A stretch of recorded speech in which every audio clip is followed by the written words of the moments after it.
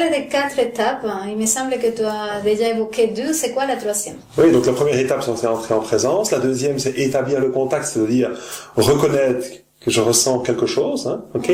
La troisième étape, c'est approfondir le contact. C'est-à-dire, tu sais, comme... je dirais comme quand je suis arrivé ici. Quand je suis arrivé ici, tu m'as d'abord dit bonjour, hein, tu m'as accueilli, tu m'as dit bonjour, et puis après qu'on se soit dit bonjour, on a commencé à échanger, on a commencé à se parler, tu as commencé à écouter, je t'ai écouté, et c'est là qu'on pourrait dire qu'on approfondit notre relation.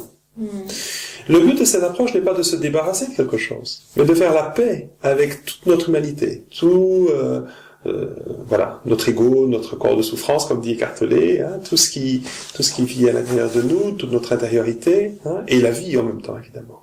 Mais cette étape, c'est justement l'étape dans laquelle on va vraiment approfondir notre relation avec notre intériorité.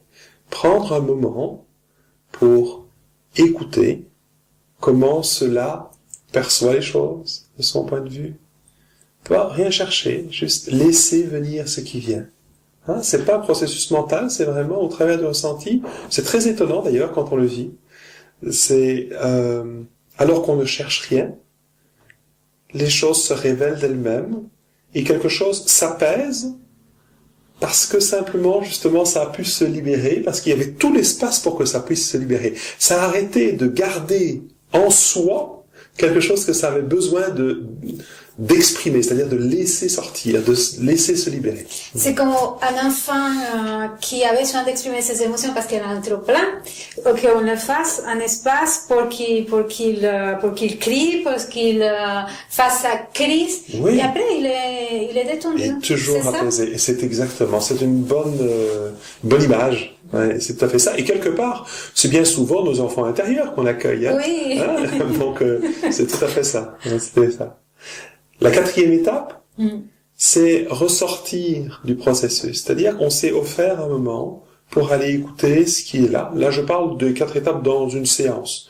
Après, on amène dans l'auto-accompagnement, en pleine conscience, ce processus dans la vie de tous les jours. Donc, c'est pas forcément des étapes linéaires. C'est-à-dire, ce sont 4 étapes dans lesquelles on peut danser, on pourrait dire. Hein.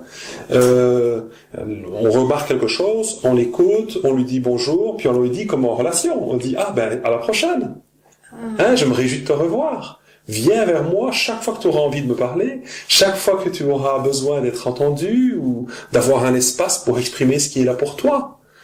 Donc, on n'a pas de but de dire je souhaite que ce soit plus calme, que ça parte ou que ce ne soit plus là ou que ce soit autrement. Que ce soit guéri même. Et que ce soit guéri même, exactement. On peut très bien accueillir dans ce processus quelque chose en nous qu'on pourrait dire qui est meurtri à jamais.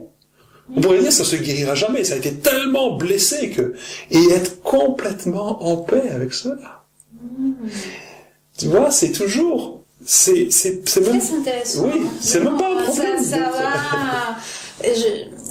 J'ai beaucoup étudié ce genre de processus parce que je m'intéresse beaucoup déjà pour mes propres blessures et parce que je suis thérapeute, mais là tu vas vraiment beaucoup plus loin que les processus que je connaissais. Bravo.